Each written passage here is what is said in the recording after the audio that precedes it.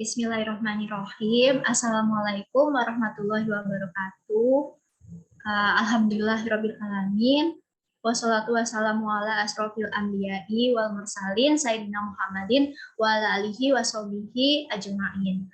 Rabbis rohli sodri wa yassir li amri wahlul 'uqdatam min lisani yafqahu qawli amma ba'du. Puji syukur alhamdulillah, marilah kita senantiasa panjatkan kehadirat Allah Subhanahu wa taala karena atas limpahan rahmat, taufik, hidayah dan inayahnya pada kita semua, di mana hingga saat ini kita masih diberikan kesehatan sehingga pada sore hari ini kita dapat berkumpul bersama dalam program yang diadakan oleh Sanggar Belajar Tema, yaitu ngaji bareng atau ngabar. Tak lupa sholawat serta salam, semoga Allah Subhanahu wa taala senantiasa mencurahkan rahmat pada junjungan kita Nabi besar Muhammad Shallallahu alaihi wasallam beserta keluarga dan para sahabatnya. Dan mudah-mudahan kita selaku umatnya mendapatkan syafaatnya pula. Amin. Baik, sebelum memulai acara ini, izinkan saya untuk memperkenalkan diri. Perkenalkan, nama saya Salsabila Nugrahilahi, selaku moderator yang akan memandu acara pada kajian sore hari ini. Dan saya akan membacakan susunan acara pada hari ini, yaitu pertama ada pembukaan pembacaan surat Al-Mas'urat oleh Kak Alia Alwidat, dan kemudian ada penyampaian materi kitab Safinatun Najah oleh Kak Alia Alwidat, dan kemudian ketiga ada penutupan, dan yang terakhir adalah sesi dokumentasi. Demikian beberapa serangkaian acara pada sore hari ini. Sebelum kita masuk pada acara berikutnya, marilah kita membaca basmalah bersama-sama. Bismillahirrahmanirrahim. Oke, tanpa berlama-lama lagi, setelah ini kita akan mendengarkan pembacaan Al-Mas'urat oleh Kak Alia Alwidat. Kepada Kak Alia Alwidat, saya persilahkan. Baik, terima kasih kesempatannya Kak Salsa. Bismillahirrahmanirrahim. Assalamualaikum warahmatullahi wabarakatuh. Baik, selamat sore teman-teman sekalian. Di sini marilah kita bersama-sama membaca Al-Ma'surat atau zikir petang seperti yang sudah di-share screen oleh panitia ya. Dengan harapan ya semoga dengan membacanya kita bersama-sama zikir petang ini bisa membawa kita menuju beragam kebaikan. Salah satunya dari beragam kebaikan itu yaitu kita dilindungi dari mara bahaya apapun. Amin ya rabbal alamin. Oke, mungkin kita bisa bersama-sama ya membacanya. Teman-teman bisa lihat di share screen pembacaannya sudah sampai mana seperti itu. Oke, kita mulai. أعوذ بالله السميع العليم من الشيطان الرجيم بسم الله الرحمن الرحيم الحمد لله رب العالمين الرحمن الرحيم مالك يوم الدين إياك نعبد وإياك نستعين اهدنا الصراط المستقيم صراط الذين أنعمت عليهم غير المغضوب عليهم ولا الضالين آمين بسم الله الرحمن الرحيم Alif Lam Mim. Dzalikal kitabu la raiba fihi hudal lil muttaqin alladzina yu'minuna bil ghaibi wa yuqimuna sholata wa mimma razaqnahum yunfiqun walladzina yu'minuna bima unzila ilayka wa ma unzila min qablik wa bil akhirati hum yuqinun ulaika ala hudan min rabbihim wa ulaika humul muflihun. الله لا إله إلا هو الحي القيوم لا تأخذه سنة ولا نوم له ما في السماوات وما في الأرض من ذا الذي يشفع عنده إلا بإذنه يعلم ما بين أيديهم وما خلفهم ولا يحيطون بشيء من علمه إلا بما شاء وسع كرسيه السماوات والأرض ولا يؤوده حفظهما وهو العلي العظيم. لا إكراه في الدين قد تبين الرشد من الغي فمن يكفر بالطاغوت ويؤمن بالله فقد استمسك بالعروة الوثقى لا انفصام لها والله سميع عليم الله ولي الذين آمنوا يخرجهم من الظلمات إلى النور والذين كفروا أولياؤهم الطاغوت يخرجونهم من النور إلى الظلمات أولئك أصحاب النار هم فيها خالدون لله ما في السماوات وما في الأرض وإن تبدوا ما في أنفسكم أو تخفوه يحاسبكم به الله فيغفر لمن يشاء ويعذب من يشاء والله على كل شيء قدير آمن الرسول بما أنزل إليه من ربه والمؤمنون كل آمن بالله وملائكته وكتبه ورسله لا نفرق بين أحد من رسله وقالوا سمعنا وأطعنا غفرانك ربنا وإليك المصير لا يكلف الله نفسا إلا وسعها لها ما كسبت وعليها ما اكتسبت ربنا لا تؤاخذنا إن نسينا أو أخطأنا ربنا ولا تحمل علينا إسرا كما حملته على الذين من قبلنا ربنا ولا تحملنا ما لا طاقة لنا به واعف عنا واغفر لنا وارحمنا أنت مولانا فانصرنا على القوم الكافرين بسم الله الرحمن الرحيم قل هو الله أحد الله الصمد لم يلد ولم يولد ولم يكن له كفوا أحد بسم الله الرحمن الرحيم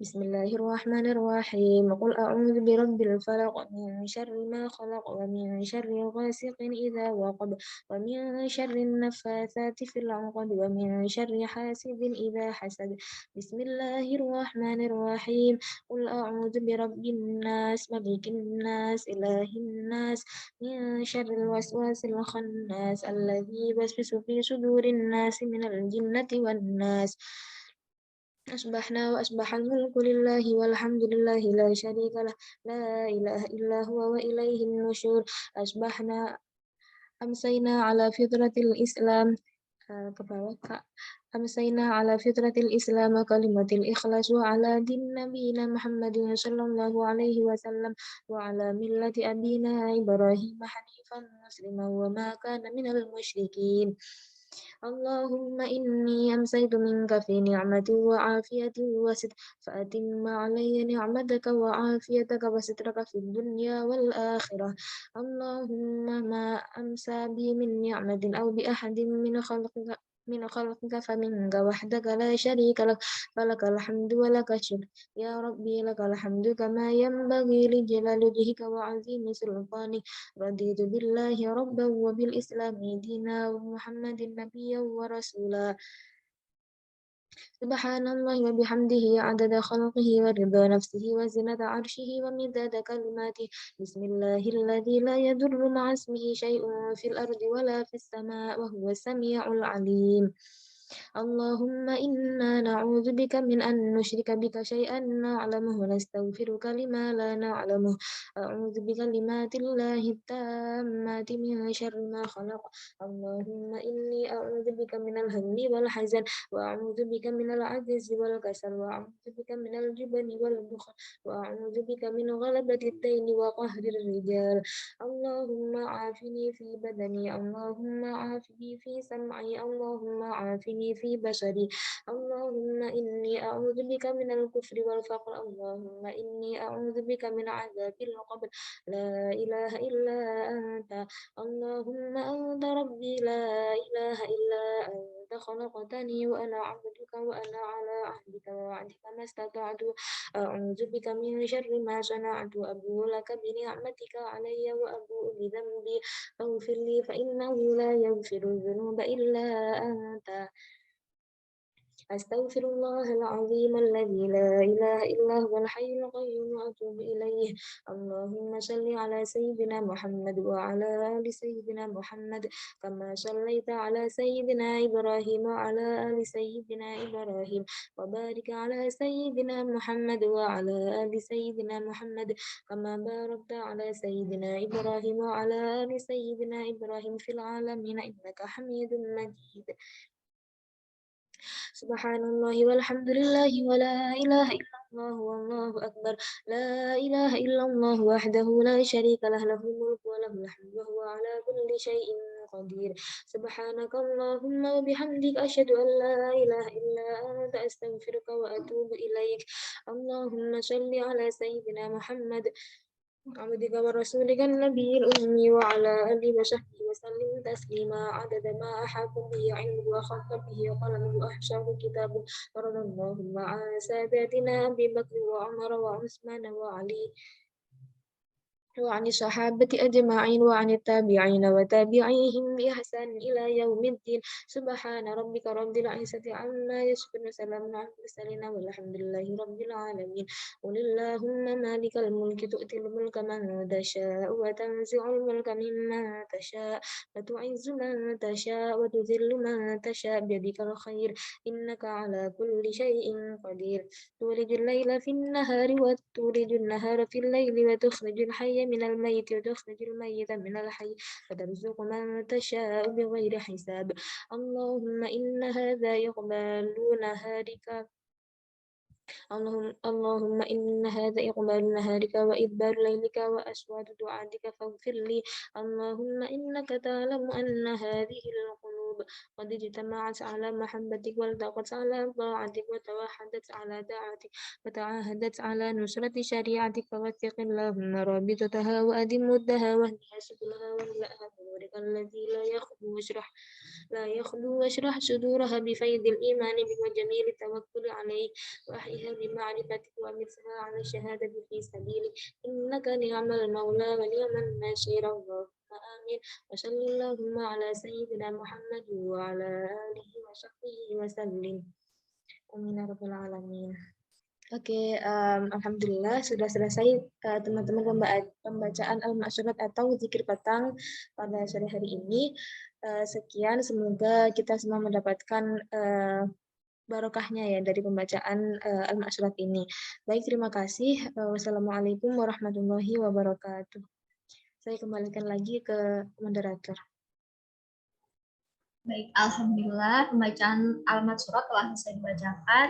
Semoga Allah Subhanahu wa taala memberikan pahala bagi pembaca maupun yang mendengarkannya. Amin amin ya rabbal alamin. Baik, untuk acara selanjutnya akan disambung dengan penyampaian materi kitab Safinatun Najah yang juga akan dibawakan oleh Kak Alia Uwidat. Kepada Kak Alia Uwidat saya persilahkan.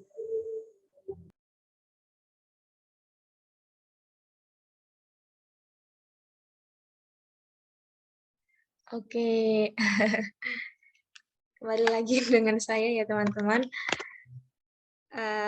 Oke, terima kasih Kak Salsa atas kesempatannya juga. Jadi ini kita langsung aja di inti kegiatan kita ya teman-teman sudah hari ini, yaitu ngabar seperti biasa atau ngaji bareng kitab Safinatun Najah. Oke, kemarin terakhir sebenarnya sampai pembatal wudhu ini ya. Cuma kemarin kan saya ada PR ya teman-teman, ada salah satu poin yang dimana itu saya kurang paham dengan apa yang dimaksud. Jadi kan saya janjikan menjadikan PR ya, buat PR, dan mari kita bahas kembali di sore hari ini. Bisa minta tolong agak scroll ke atas Kak Bani? Oke, sudah cukup. Oke, kalau teman-teman masih ingat ya, semoga masih ingat ya. Di sini kan di pembahasan kemarin kita sambil review sedikit ya teman-teman terkait bab atau fasal syarat wudhu ini. Nah, di sini di dalam kitab ini diterangkan ada 10 nih teman-teman. Nah, ada apa aja? Ini ya, ada Islam, ada tamyiz, yaitu bisa membedakan mana baik yang benar, harus sudah bersih dari haid dan nifas, bersih dari air yang menghalangi air bisa masuk atau meresapnya ke dalam kulit, Tidak ada anggota wudhu yang merubah air suci, mengetahui wajib wudhu, tidak meyakini sunnah sebagai wajib wudhu, airnya suci. Nah, di poin 9 ini yaitu masuknya waktu, dan yang ke-10 atau terakhir mualah bagi yang sering berhadas. Nah, kemarin kan yang dibuat PR itu yang ini ya, nomor 9 ya, masuk wudhu. Nah, kemarin saya sempat bertanya-tanya, dan akhirnya saya memutuskan untuk mencoba mencari referensi lanjut gitu ya, terkait kok bisa syarat wudhu ini salah satunya yaitu harus masuk waktu. Mungkin dari teman-teman ada yang berpikiran ya bahwa sekilas loh berarti kalau wudhu itu bisa dikatakan sah kalau misalnya sudah masuk waktu sholat ya kayak gitu. Nah, sebenarnya kalau dibaca secara sekilas mungkin seperti itu ya teman-teman, tapi kita perlu kulik lebih dalam nih, atau jangan sampai kita telan mentah-mentah gitu ya. Ini bukan berarti kita gitu baru bisa sah, bisa dikatakan sah wudhunya itu kalau sudah masuk waktu sholat kayak gitu. Maksudnya adalah jadi di sini ya intinya ketika kita mau sholat itu ya yang jelas kita harus punya wudhu ya teman-teman, harus dalam keadaan suci dan apa itu dengan melakukan wudhu tadi seperti itu. Jadi misalnya teman-teman mau melaksanakan sholat ya harus punya wudhu kayak gitu. Entah wudhunya itu ketika sudah masuk waktu sholat atau belum, atau itu sisa wudhu yang yang sudah dilakukan pada sholat sebelumnya gitu ya. Misalnya teman-teman tadi ada kegiatan full atau misalnya habis perjalanan kayak gitu, hingga belum, ketika sudah sampai di tempat ibadah misalnya di masjid, musola atau di rumah kayak gitu, ternyata waktunya sudah mepet nih teman-teman kayak gitu, misalnya udah mepet hampir ke waktu sholat selanjutnya. Nah, ada kan teman-teman kan wudhu untuk melaksanakan sholat tadi, misalnya zuhur ya.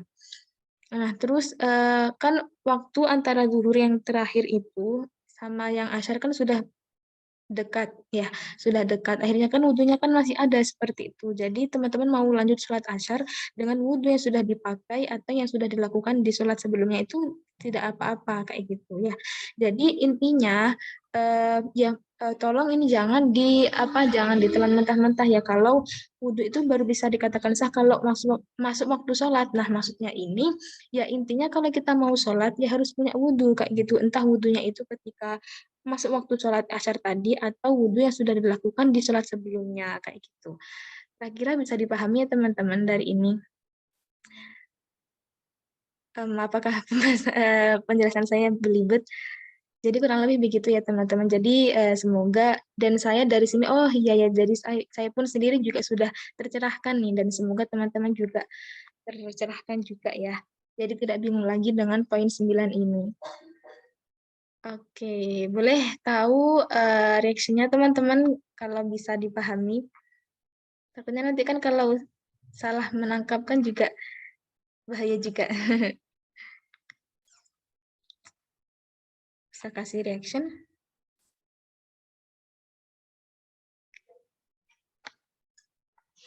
Oh, soalnya saya nggak bisa lihat ya sebentar.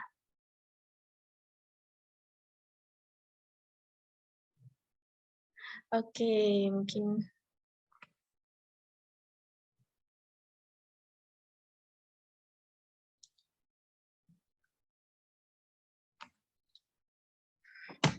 Oke, mungkin ya semoga bisa dipahami ya. Nanti misalnya ada yang belum dipahami bisa ditanyakan di sesi pertanyaan.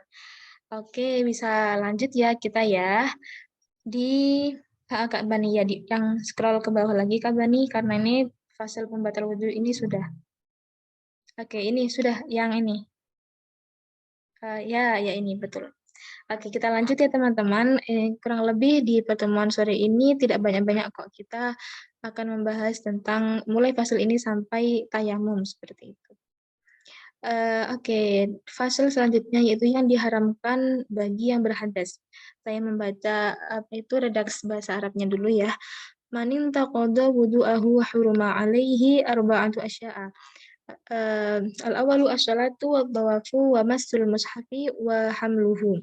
Siapa yang batal wudunya maka dia diharamkan 4 hal. Apa saja 4 hal itu? Yang pertama yaitu sholat. Yang kedua tawaf, yang ketiga memegang mushaf, dan yang keempat membawanya. Nah, ini sudah jelas ya teman-teman. Mungkin teman-teman di sini juga sudah tahu. Mari kita mereview bersama, mengingat kembali bersama kayak gitu ya, bahwa ketika teman-teman batal wudhunya atau tidak memiliki wudhu, teman-teman tidak boleh melakukan 4 hal ini, yaitu sholat. Jelas ya, seperti tadi yang sudah dibahas. Yang kedua, tawaf. Tawaf ini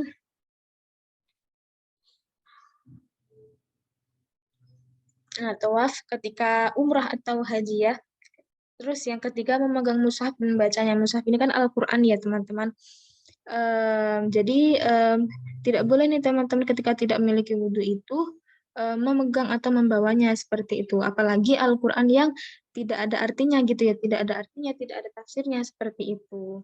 Nah, terus misalnya kita mau itu di Al-Quran, di HP kita kan ada Al-Quran digital nih, kayak gitu. Terus misalnya kita nggak boleh dong pegang HP kita kan ada Al-Qur'annya. Terus kita nggak boleh dong pegang atau buka Qur'annya kayak gitu karena kita nggak punya wudhu. Sebenarnya itu Al-Qur'an Al-Qur'an digital yang ada di HP itu. Oh ya.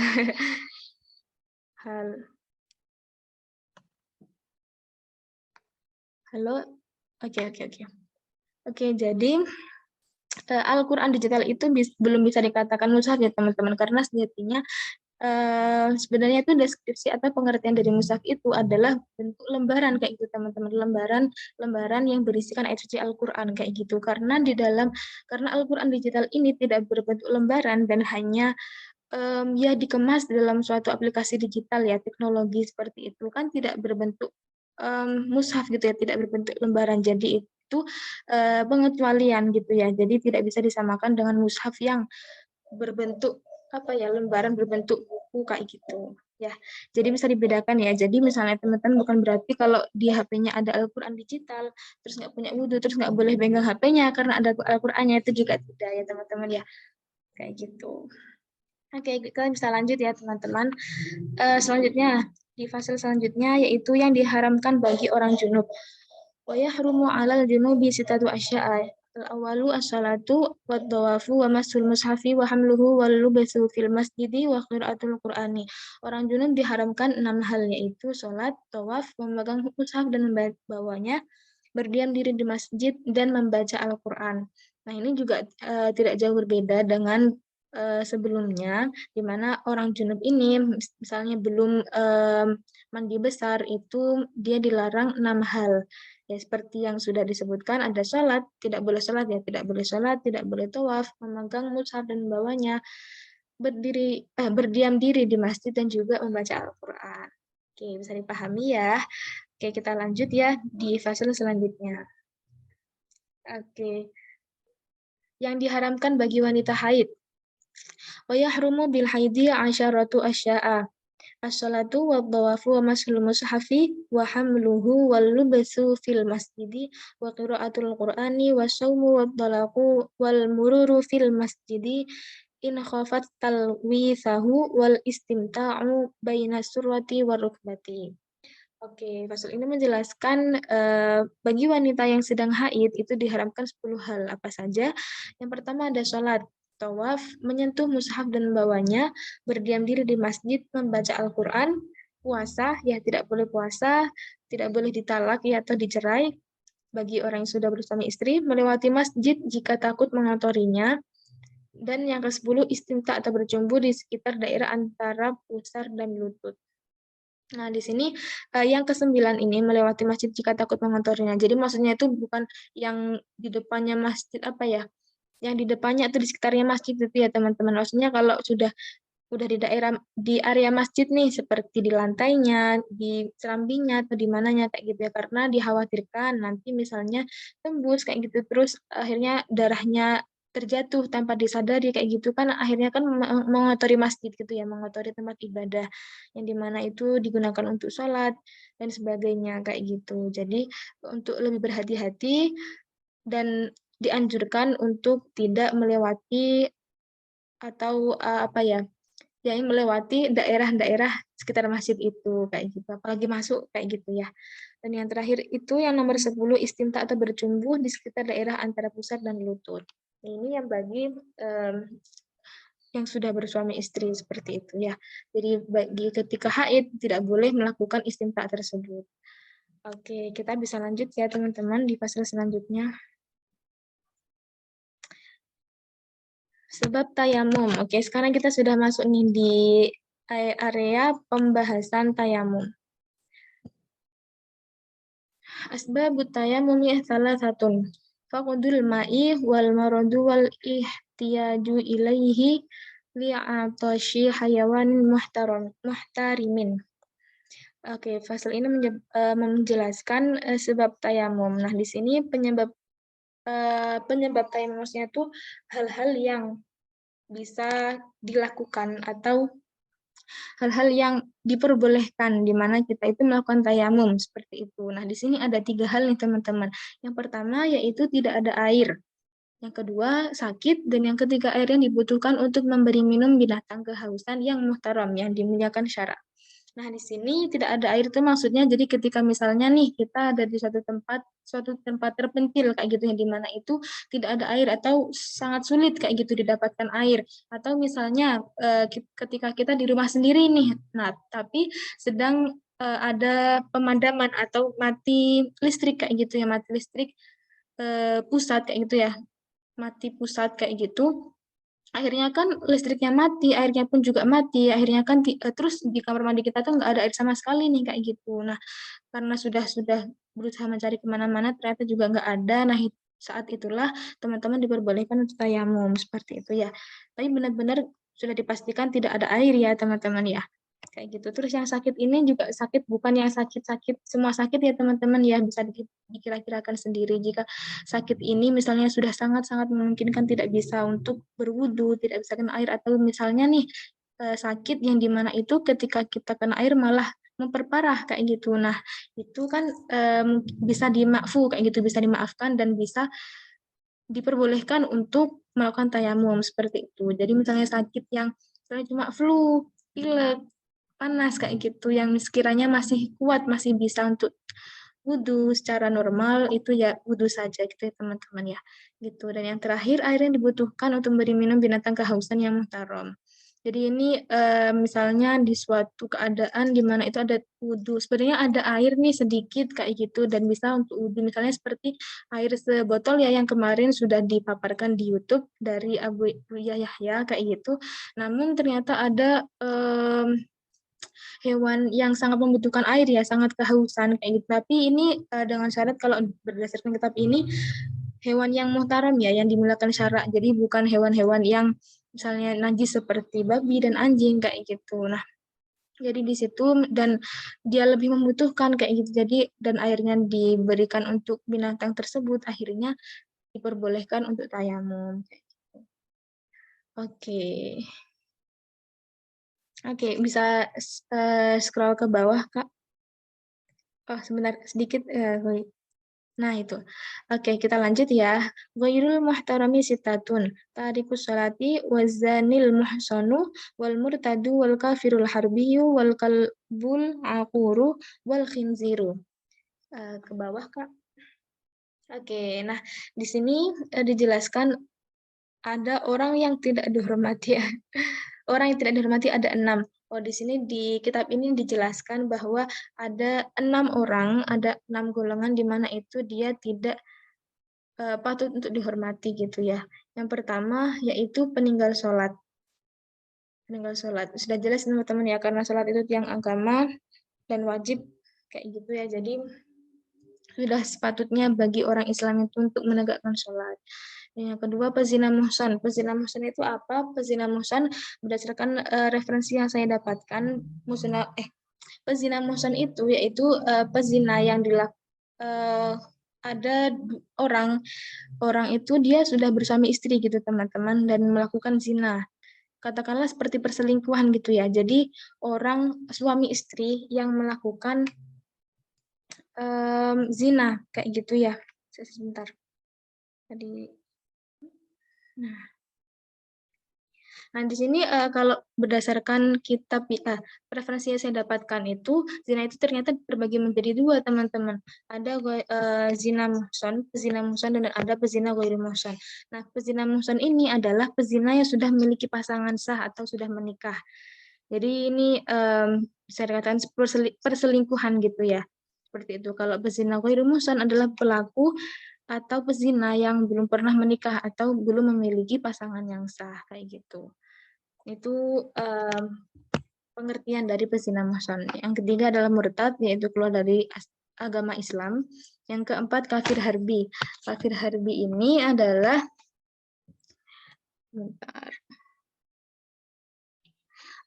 kafir harbi ini adalah jenis orang kafir yang memerangi umat Islam Muslim dan keberadaannya membahayakan umat Islam, kayak gitu. Jadi misalnya dia itu sangat merupakan musuh Allah ya, musuh Rasulullah, di mana dia itu sangat membenci Islam, bahkan sampai pada tingkat memerangi atau bahkan membahayakan umat Muslim, kayak gitu. Nah, dia itu dikatakan kafir harbi. Yang kelima anjing galak, dan yang keenam babi. Oke, kita bisa lanjut ya ke pasal selanjutnya. Oke, di sini kita masuk fase syarat tayamum. Syurutu tayamum ya asyaratun. Ayyakuna biturabin, wa ayyakuna turabu dhahiran, wa ayyakuna musta'malin. Maaf. Wa ayyakuna musta'malin, wa alla yukhalitahu daqiqun wa nahwu, wa ayyaqsidahu, wa ayyamsa wajhahu wa yadayhi bidarbataini, wa ayyunzila an-najasata awalan, wa ayyajtahida fil qiblati qablahu, wa ayyakuna tayammumu ba'da dukhulil waqti, wa ayyatayammama likulli fardin. Oke, di fasal ini menjelaskan syarat tayamum. Nah, di sini ada 10, teman-teman. Yang pertama yaitu dengan menggunakan debu. Yang kedua, debunya suci. Yang ketiga, tidak debu mustakmal atau sudah digunakan. Yang keempat, tidak bercampur gandum atau semacamnya. Kelima, sengaja tayamum. Ini yang keenam, membasuh wajah dan 2 tangannya dengan 2 kali tepukan tanah. Ketujuh, sebelumnya sudah membersihkan najis badan. 8, ijtihad menentukan kiblat. 9, tayamum setelah masuk waktu. Dan yang ke-10, tayamum sekali untuk tiap sholat fardu. Oke, di sini aku mau tanya dulu nih ke teman-teman, apakah di sini ada yang pernah melakukan tayamum? Boleh jawab di chat atau kasih react. React. Nggih, Bu Intan. Terima kasih, Bu. Oke, Kak Nadia. Ada lagi yang pernah, teman-teman?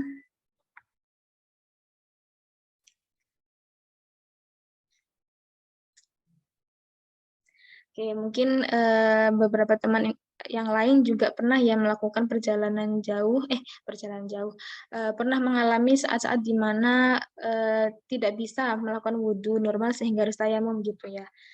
Nah, mari kita, bagi teman-teman yang sudah tahu, mari kita mereview bersama, mengingat kembali, dan bagi teman-teman yang belum, bisa diperhatikan ya, karena ini barangkali suatu saat nanti teman-teman berada dalam keadaan yang tidak memungkinkan untuk wudhu, dan bisa teman-teman gunakan cara ini, tayamum, atau ini juga merupakan rukhsah ya, atau keringanan yang diberikan Allah untuk kita gitu ya. Jadi tidak ada alasan untuk tidak sholat ya, kayak gitu. Nah, di sini syaratnya yang pertama dengan debu. Jadi tayamum ini kan karena tadi tidak ada air ya untuk wudhu, misalnya sakit tidak bisa pakai air kayak gitu. Nah, kita bisa menggunakan debu, teman-teman. Nah, yang kedua debunya harus suci, teman-teman. Jadi debunya itu bisa menggunakan debu yang ada di tembok, kayak gitu. Debu yang ada di bawah pun juga nggak apa-apa, yang jelas. Tapi harus dipastikan debunya itu tidak bercampur dengan najis, teman-teman ya. Jangan nanti debu yang sudah misalnya di bawah nih, terus dari sekitarnya tuh ada najis apa ya, misalnya tai ayam, tai kucing, tai apa kayak gitu kan juga itu sudah dipastikan dekat dengan najis ya, dan itu ya sebaiknya dihindari kayak gitu ya teman-teman. Cari yang kelihatannya itu dan bisa dipastikan debunya itu suci begitu ya, kayak gitu. Nah, umumnya sih biasanya orang-orang pakai debu di tembok ya kayak gitu, meskipun tidak terlihat itu pasti ada debunya teman-teman, temboknya kayak gitu. Nah, yang ketiga tidak debu mustakmal atau sudah digunakan. Nah, di sini gimana ya? Jadi yang sudah digunakan mustakmal itu debu yang sudah digunakan. Nah, ini maksudnya itu adalah ketika teman-teman misalnya ini tembok ya teman-teman ya. Kelihatan ya teman-teman. Misalnya teman-teman mau menggunakan debu yang sini kayak gitu. Untuk kan anggota tubuh yang digunakan untuk tayamum ada dua ya, cuma wajah dan juga tangan, kedua tangan kayak gitu. Ketika misalnya teman-teman sudah menggunakan tembok yang sini untuk mengusap wajahnya, nanti ketika mau mengusap yang tangan itu jangan menggunakan ini lagi teman-teman karena ini sudah digunakan ya. Ini dinamakan debu mustakmal. Jadi bisa berpindah tempat ke sini ya atau di sini terserah pokoknya tempat yang belum digunakan ya. Sehingga itu tidak dinamakan debu mustakmal dan bisa digunakan ya malah harus menggunakan yang lain gitu ya kayak gitu. Jadi jangan menggunakan debu atau tempat yang sama untuk melakukan pengusapan anggota yang lain seperti itu. Yang keempat, tidak bercampur gandum atau semacamnya ya seperti tadi ya, tidak bercampur dengan hal apapun apalagi yang najis gitu ya. Yang 5, sengaja tayamum. Sudah memang bersengaja dan berniat untuk melakukan tayamum dengan syarat-syarat atau keadaan-keadaan tadi yang sudah memenuhi ya. Kayak gitu. Yang ke-6, basuh wajah dan dua tangannya dengan 2 kali tepukan tanah. Tanah ini maksudnya debu ya teman-teman ya. Jadi nggak harus tanah yang ada di bawah kayak gitu, nggak harus. Ya debu tadi. Nah ini sudah membersihkan najis badan. Nah ini jelas ya. Terus ijtihad menentukan kiblat. Sudah tahu kiblatnya mana, tayamum setelah masuk waktu. Nah, mungkin kita membahas itu dulu ya, caranya gimana sih caranya membasuh wajah dan dua tangannya dengan 2 kali tepukan tanah. Misalnya saya mau menggunakan debu yang ada di tembok ini ya. Ini kita pakai kedua tangan di sini ya teman-teman ya. Ini yang merampok kayak gitu ya. Kan ini 2 tangan ya dengan 2 kali tepukan kayak gitu. Nah, di sini kita usapkan ke wajah kayak gitu teman-teman. Nah karena ini sangat terbatas, ya ini bahkan lebih terbatas lagi daripada air yang kemarin digunakan untuk wudhu yang dicontohkan oleh Buya Yahya, cuma sebotol doang kayak gitu ya teman-teman. Ini kan lebih terbatas lagi. Jadi teman-teman ya dihimbau harus lebih berhati-hati juga gimana debu yang didapatkan itu bisa mengusap dan bisa mensucikan anggota tubuhnya kayak gitu. Jadi tetap bisa diterima, tetap bisa sempurna kayak gitu bersucinya kayak gitu. Meskipun cuma dengan tayamum dan debu yang seadanya kayak gitu. Nah, jadi di sini tangannya bisa ditaruh di sini teman-teman di pentolan telinga di sini ya untuk jempolnya.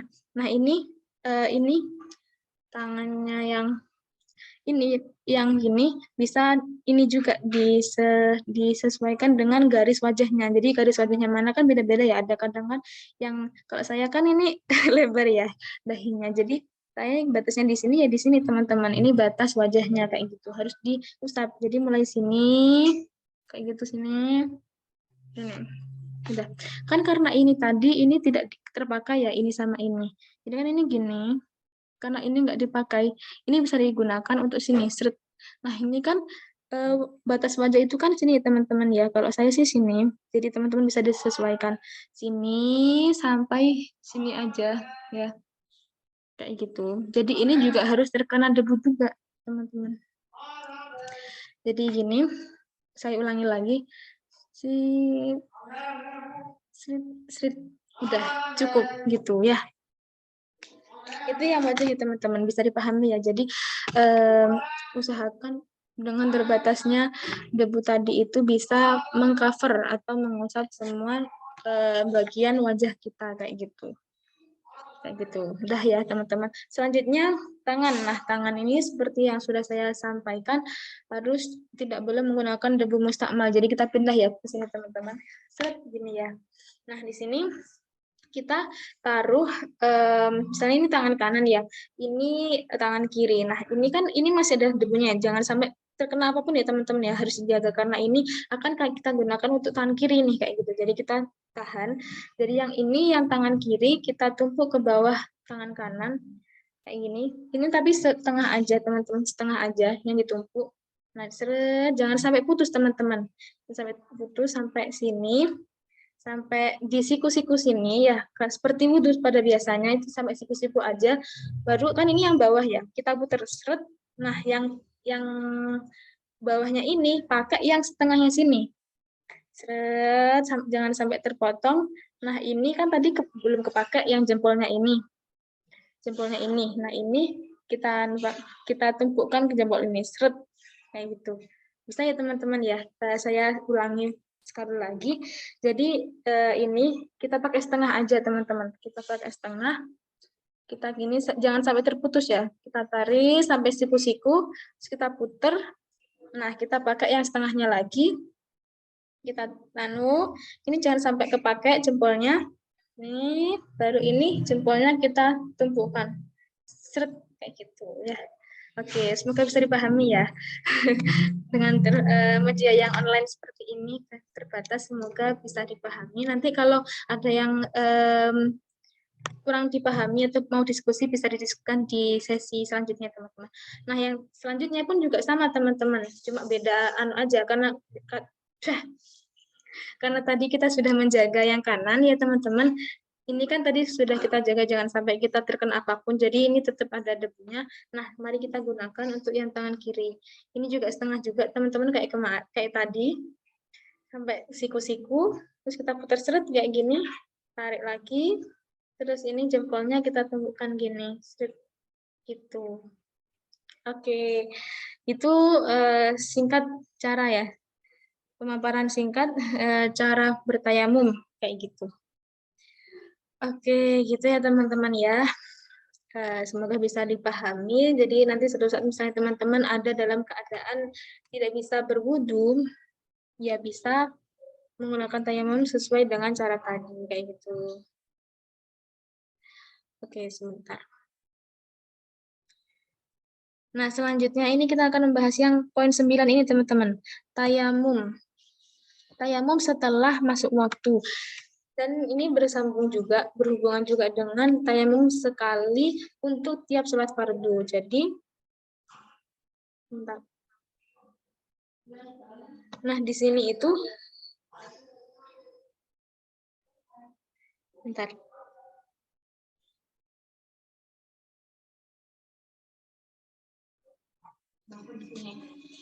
Nah, di sini tayamum ini berbeda dengan wudhu ya teman-teman. Dimana kalau wudhu tadi yang seperti saya jelaskan, misalnya teman-teman wudhu zuhurnya masih ada nih, mau dipakai buat asyar dan masih belum batal, mau dipakai lagi, nggak mau wudhu lagi, nggak apa-apa, boleh kayak gitu. Tapi kalau tayamum ini tidak boleh ya teman-teman. Jadi tayamum ini hanya berlaku untuk satu sholat saja dan hanya bisa dilakukan kalau sudah masuk waktunya kayak gitu. Jadi bisa dikatakan ini cara tayamum ini salah satunya yaitu tayamum bisa dilakukan setelah masuknya waktu sholat kayak gitu. Misalnya teman-teman aku mau tayamum buat sholat duhur nanti padahal belum masuk waktu sholat duhur. Nah, itu tidak boleh kayak gitu ya. Dan misalnya nanti pas asyar tayamumnya masih belum batal, ya harus tayamum lagi, tidak boleh menggunakan tayamum sholat duhur di sholat asyar kayak gitu ya. Nah, itu beberapa perbedaan syarat yang berlaku antara wudhu dan tayamum kayak gitu ya. Oke, kita bisa lanjut ke pasal selanjutnya ya. Oke. Rukun tayamum, furudu tayamumi khamsatun al-awwalu naqlu turabi, athani an-niyatu, athalithu mashul wajhi, ar-rabi'u masahul yadaini ilal mirfaqaini, al-khamisu at-tartibu bainal mashataini. Oke, bentar. Fasal fardu rukun tayamum. Di sini ada 5. Nah, apa saja ya? Yang pertama, memindah debu. Yang kedua, niat. Yang ketiga, mengusap wajah. Yang keempat, mengusap tangan hingga siku-siku. Dan yang kelima, tertib dalam mengusap. Nah, ini sama mungkin tadi sudah keduluan ya praktiknya kayak gitu. Jadi ini fardu atau rukun-rukun yang harus dilakukan dalam tayamum. Yang pertama tadi memindah debu ya. Memindah debu antara debu sini dan sini. antara debu yang didapatkan ke anggota tubuh kita kayak gitu. Yang selanjutnya niat kayak gitu. Nah, sama juga dengan wudhu, niat itu harus ketika tayamum harus dibarenkan ketika tayamum pertama kayak gitu. Pas ngeplek kayak gitu, namanya itu tayamum malis di bahasa sholati fardalillahi ta'ala kayak gitu. Dibarengkan dengan niat tayamum. Yang ketiga mengusap wajah seperti yang tadi saya contohkan ya teman-teman. Yang keempat mengusap tangan hingga siku-siku seperti tadi. Dan yang kelima tertib dalam mengusap. Tertib ini maksudnya apa teman-teman? Tertib ini maksudnya adalah urut teman-teman. Urut, jadi nggak boleh teman-teman ya. Misalnya aku pengen tangan dulu nih, baru wajah nggak boleh. Harus wajah dulu baru tangan ya. Sesuai urutannya, sesuai aturannya kayak gitu ya teman-teman. Oke, selanjutnya pasal selanjutnya Kak. Oke, nah ini terakhir ya teman-teman ya. Kita pembahasan pada sore hari ini yaitu pembatal tayamum. Mubatilatu tayamumnya salah satun. Ma abatalal wudu'ah wariddata wa tawahumul ma'i intayammamal li faqdihi. Fasal ini menjelaskan tentang pembatal-pembatal tayamum, di mana hal-hal yang membatalkan tayamum itu ada 3 teman-teman. Yang pertama, apa saja yang membatalkan wudhu? Nah, sama aja ya teman-teman ya. Jadi hal apapun yang membatalkan wudhu itu sama saja juga hal-hal tersebut yang membatalkan tayamum. Kayak gitu misalnya keluar angin, kayak gitu misalnya terus keluar hadas dari jalan depan belakang dan sebagainya kayak gitu ya. Sama saja. Itu juga yang membatalkan tayamum. Yang kedua ada murtad, itu keluarnya dari Islam kayak gitu. Dan yang ketiga, ragu adanya air jika sebab tayamumnya karena ketiadaan air kayak gitu. Jadi misalnya teman-teman sudah yakin tidak ada air, ya sudah yakin saja teman-teman, ya nggak usah ragu. Sehingga takutnya nanti kalau ragu itu bisa membuat tayamum teman-teman itu jadi batal. Kayak gitu. Oke, alhamdulillah kita sudah di penghujung pembahasan pada sore hari ini. Terima kasih teman-teman yang sudah menyimak hingga akhir. Selanjutnya mungkin sesi pertanyaan ya, sesi tanya jawab. Sepenuhnya saya kembalikan ke Kak Moderator. Terima kasih. Baik, terima kasih Kak Alia atas ilmunya. Baik, kita selanjutnya akan membuka sesi tanya jawab bersama Kak Alia. Nah, mungkin teman-teman atau Bapak Ibu sekalian bisa bertanya jika ada bahasan yang ingin ditanyakan terkait materi yang sudah disampaikan tadi, bisa bertanya melalui kolom chat atau bertanya secara langsung dengan cara open mic. Saya persilahkan jika ada pertanyaan.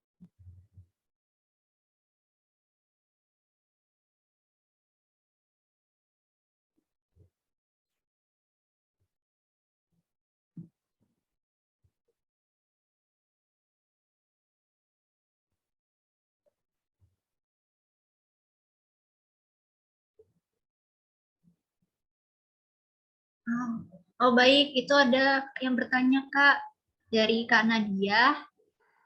Mungkin bisa on mic. Oke, baik. Terima kasih kepada Mbak Moderator atas waktunya. Jadi di sini apakah suara saya sebelumnya terdengar?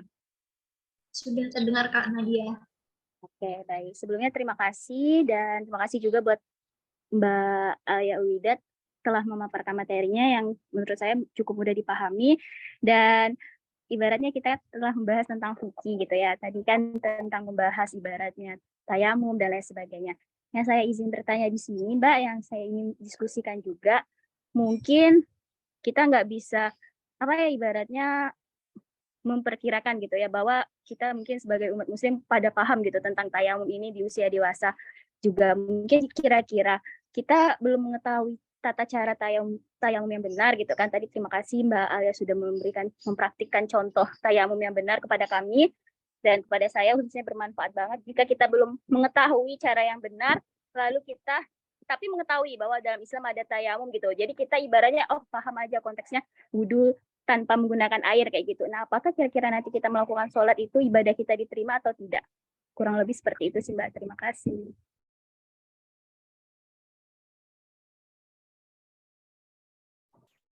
Oke, ini bisa langsung dijawab Kak Salsa.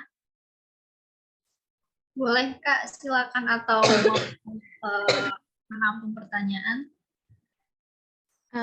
Oke, terima kasih Kak Salsa. Oke, terima kasih juga Kak Nadia atas pertanyaannya. Jadi kurang lebih kalau saya boleh meringkas tadi itu ya, gimana hukumnya bagi orang yang tahu kalau ada tayamum tapi tidak tahu tata cara yang benar seperti apa gitu ya. Dan bagaimana hukumnya sholatnya kayak gitu.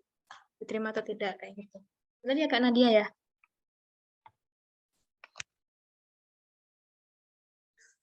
Oke, benar ya Kak Salsa ya? Betul banget, Kak. Iya, oke terima kasih. Jadi kalau kata Ustadz saya ya, kata guru saya itu tidak ada hukum bagi orang yang tidak tahu kayak gitu. Berhenti di situ dulu ya. Jadi misalnya ada orang yang tidak tahu, benar-benar tidak tahu ya, bukan yang tak sudah tahu tapi pura-pura tidak tahu ya, atau pura-pura lupa kayak gitu. Nah itu kan sudah beda lagi ya, konteksnya beda lagi, pembahasannya kayak gitu, beda lagi hukumnya. Jadi misalnya ya bagi orang awam yang belum tahu sama sekali kayak gitu, tahu ada tayamum, tapi misalnya belum tahu tata cara yang benar kayak gitu ya, itu tidak ada hukumnya, itu masih bisa masih bisa dimaafkan kayak gitu ya. Tapi sudah sepatutnya kita sebagai orang Islam kayak gitu ya, kita harus tidak hanya sekedar tahu, tapi ya tidak hanya sekedar tahu kalau ada tata cara, ada hukum tayamum, tapi ya kita sudah sepatutnya harus mengetahui juga ya gimana sih teknisnya tayamum ini, gimana sih caranya tayamum ini kayak gitu. Jadi tidak hanya mengetahui saja seperti itu. Namun misalnya ada orang yang sudah tahu nih. Nah, jadi kan bagi teman-teman yang hadir di Zoom kali ini kayak gitu, karena kita sudah belajar bersama baik dari materinya maupun tadi praktiknya ya. Semoga teman-teman di balik kamera ini juga bisa mempraktikkan bagi yang belum tahu kayak gitu ya.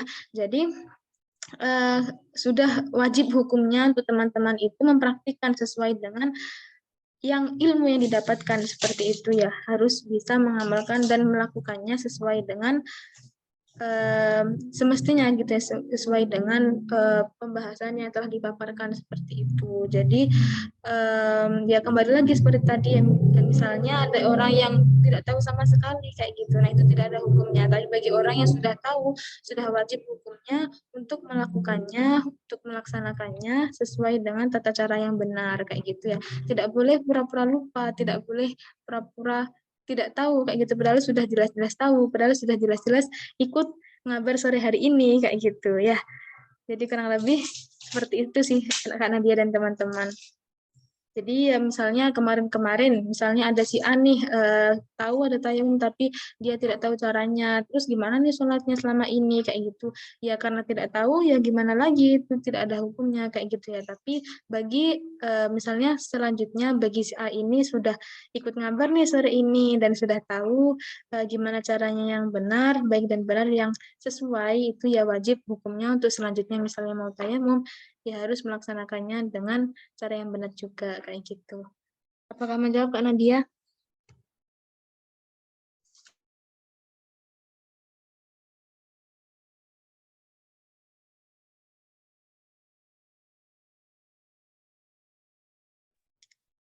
Oke, mungkin sudah menjawab ya Kak Nadia. Nanti misalnya ada feedback, nanti bisa disampaikan di chat ya.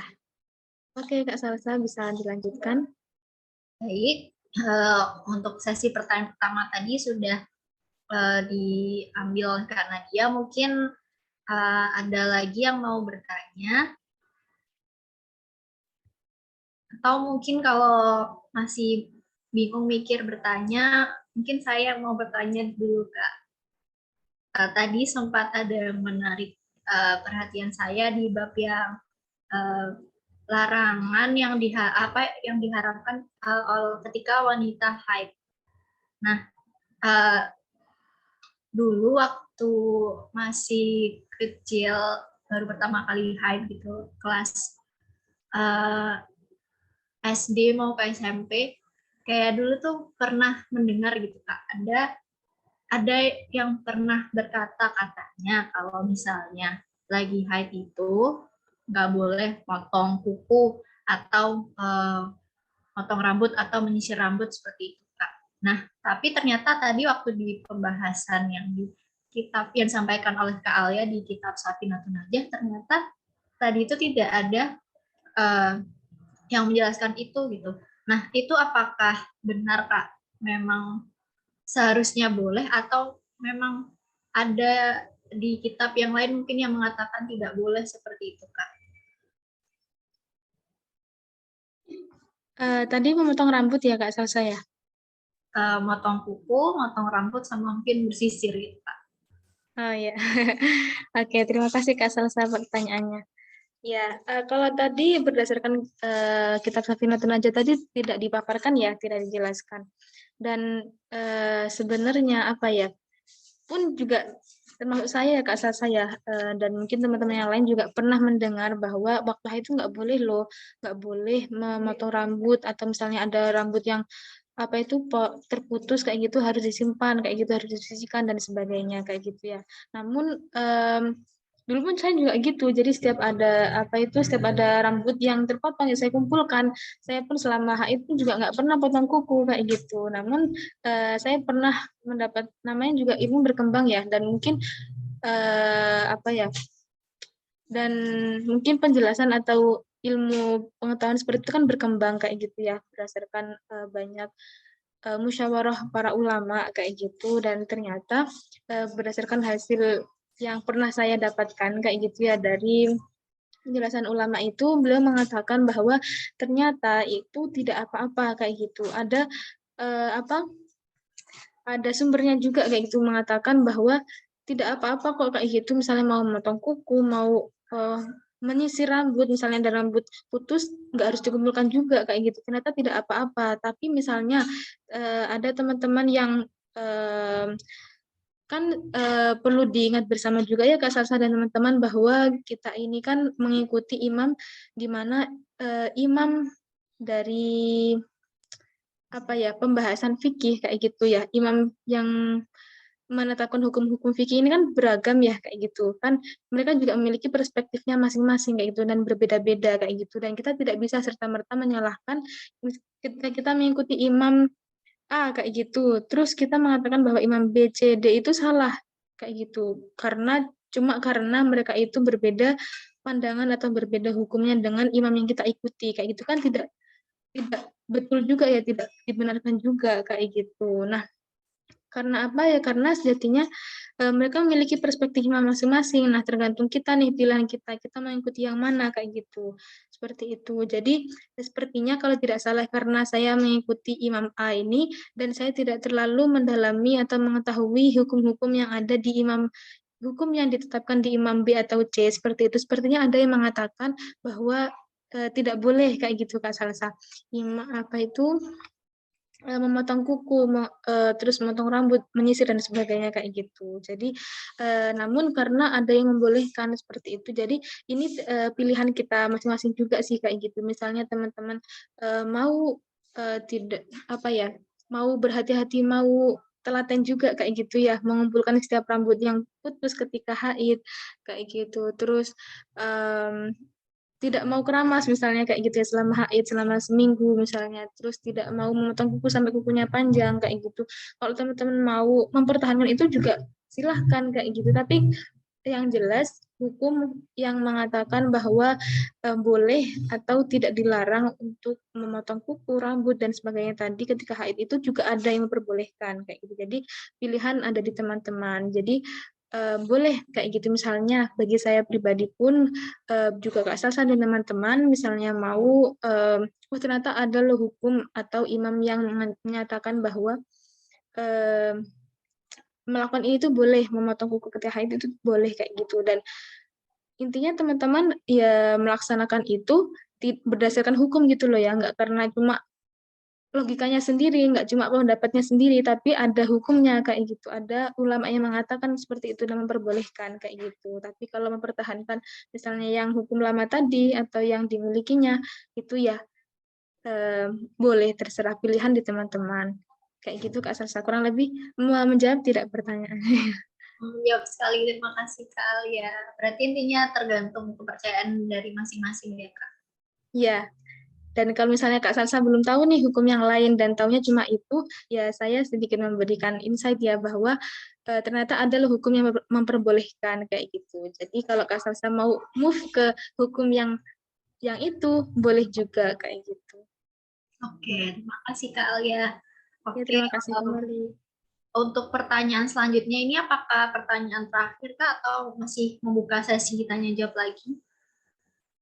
Bebas Kak Salsa, kalau memang sudah tidak ada yang mau bertanya, diakhiri juga tidak apa-apa Kak. Oke, baik. Bagaimana teman-teman? Mungkin apakah masih ada yang ingin ditanyakan lagi kepada Kak Alia?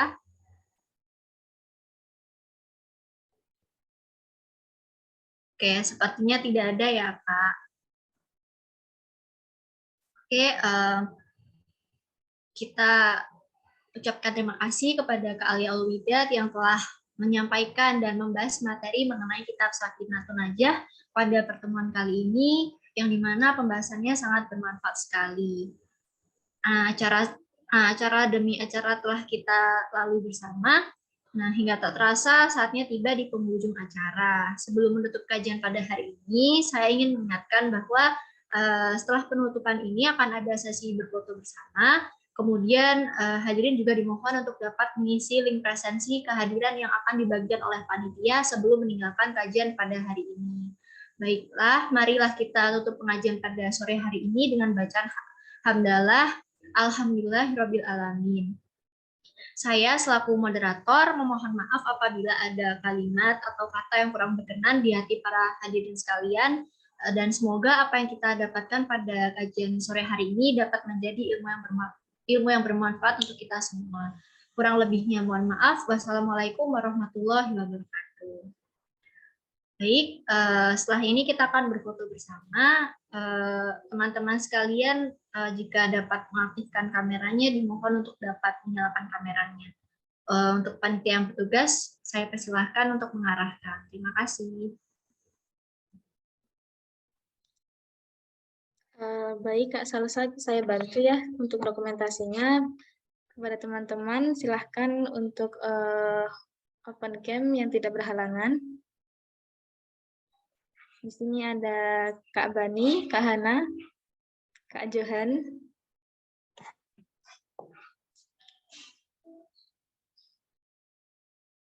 Oke, halo Kak Nadila, cantik sekali, mau pergi kemana?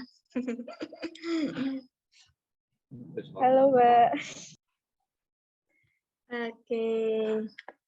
Oke, kita dokumentasi dulu ya. Di mana Kak Bani ini tidak tidak ada orangnya. Hanya ruangan saja.